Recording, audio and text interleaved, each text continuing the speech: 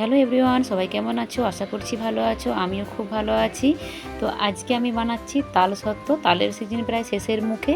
তো কিভাবে তাল সত্ত্ব বানাচ্ছি আমি, তার জন্য আমার পুরো ভিডিওটা শুরু থেকে শেষ পর্যন্ত দেখতে হবে। আশা করছি তোমরাও এই সিজনে খুব সহজে তালের সত্ত্ব বানিয়ে রাখতে পারবে, যাতে তালের সিজন শেষ হয়ে গেলেও তালের কোনো কিছু খাবার বানাতে পারো। তো চলো কিভাবে বানাচ্ছি একটু দেখে নাও। নমস্কার, অন্বেষা ভ্যারাইটি ভিডিওতে নতুন স্বাদের একটা ভিডিওতে আবারও স্বাগত জানাচ্ছি। আজকে বানাচ্ছি তালের সত্ত্ব। থাম্বনেল এবং টাইটেল দেখে তো বুঝতেই পেরে গেছো তোমরা। দুটো তাল এনেছিল, বর্ষার জন্য সত্ত্ব বানাতে পারছিলাম না, তাই তালের কাঠ বের করে আমি ফ্রিজে স্টোর করে রেখেছিলাম। এবার আমি আজকে রোদ হয়েছে, তাই আমি সত্ত্বটা বানাবো। কিভাবে বানাচ্ছি দেখো। প্রথমে কড়াই বসিয়ে দিয়ে ওই তালের কাঠটা দিয়ে দিচ্ছি। তো আমি এক হাতে ক্যামেরা আর এক হাতে ওই তালের কাঠের পাত্রটা নিয়েছি, তাই হাতটা ভীষণ কাঁপছে।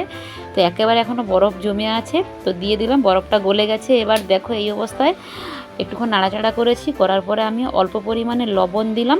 আর আমি চিনি ব্যবহার করব না, কারণ তালটা খুব সুন্দর এবং মিষ্টি, তাই আমি চিনি ব্যবহার করছি না। তোমরা যদি করো, তোমাদের তাল চেক করে দেখবে, যদি মিষ্টি না লাগে চিনি অবশ্যই দেবে, তাহলে সত্ত্বটা স্বাদ ভালো হবে।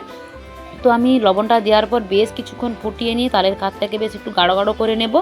আর এই হাতাটা দিয়ে অনবরত নাড়তে থাকবো, কারণ তালের কাঠটা মোটা হয়ে গেছে, কড়ার তলায় লেগে যাবে, তো পুড়ে যেতে পারে। তাই আমি অনবরত নাড়াচাড়া করছি। এটা আমার হয়ে গেছে, এটাকে নামিয়ে নিয়েছি। 3টে থালা নিয়েছি, 3টে থালাতে অল্প অল্প করে আমি তেল দিয়ে দিলাম। তেলটাকে আমি ব্রাশ করে নেব। 3টে থালাতে আমি তেলটাকে ব্রাশ করে নিচ্ছি। তেল ব্রাশ করে অবশ্যই করবে, না হলে সত্ত্বটা তোলার সময় থালা থেকে সহজে উঠবে না। তেল দেওয়া থাকলে সহজে উঠে যাবে।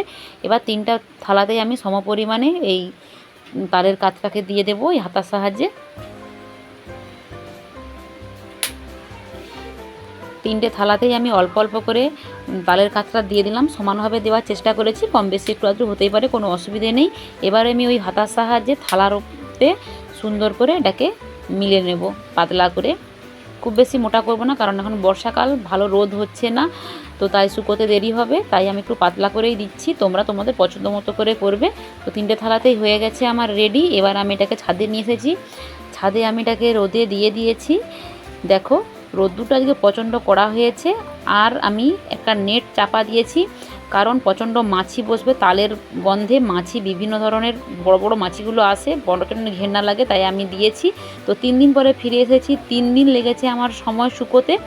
তো প্রচণ্ড কষ্ট পেয়েছি আমি এটা শুকোতে। কখনো বৃষ্টি হচ্ছে, কখনো রোদ্দুর হচ্ছে, একবার তুলছি একবার নাবাচ্ছি, এই করে আমার 3 দিন কেটে গেছে।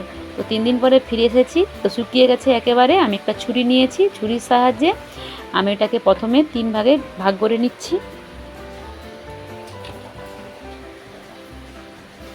3 ভাগে ভাগ করে নিয়েছি। এবার ছুরির ডগা দিয়ে একটুখানি তুলে নিয়েছি, তুলে নিয়ে এইভাবে তুলে নিচ্ছি। কত সহজে থালা থেকে উঠে আসছে, তো দেখে নাও তোমরা। তেলটা দেওয়ার কারণে এত সুন্দরভাবে উঠে আসছে, আর কত সুন্দর পারফেক্টভাবে শুকনো হয়েছে। কালারটাও অসাধারণ হয়েছে, দেখো তোমরা, খুব সুন্দর হয়েছে। তো এবার এটাকে আমি একটু গুটিয়ে নেব। গুটিয়ে নিয়ে সুন্দর করে সাজিয়ে তোমাদেরকে দেখাবো। তো এইভাবে গুটিয়ে নিচ্ছি। যেমনভাবে আমসত্ত্ব বানানো হয়, ঠিক তেমনইভাবে আমরা তালসত্ত্বও বানিয়ে সংরক্ষণ করে রাখতে পারি। 3 থেকে 4 মাস তো এমনিই রয়ে যাবে, কোনো অসুবিধা হবে না। কেউ যদি বেশি দিন রাখতে চাও, মাঝখানে একবার রোদে দিয়ে রাখলেই ভালো থাকবে। কত সুন্দর লাগছে দেখো দেখতে। এক এক করে আমি সবগুলোকেই এরকমভাবে গুটিয়ে নিচ্ছি।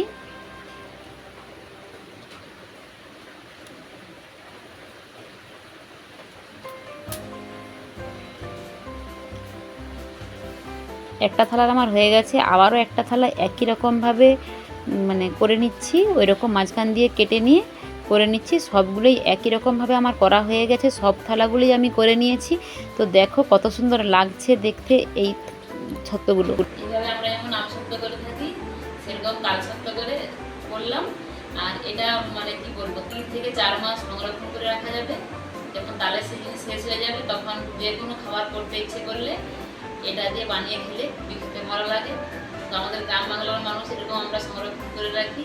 আমার রেসিপি যদি ভালো লাগে, তোমরাও সংরক্ষণ করে রাখো। এখনও বাজারে তাল পাওয়া যাচ্ছে। তো আজকে বিদায় নিচ্ছি। ভিডিওটি যদি ভালো লেগে থাকে, লাইক কমেন্ট শেয়ার করবে, সাবস্ক্রাইব করে পাশে থাকবে।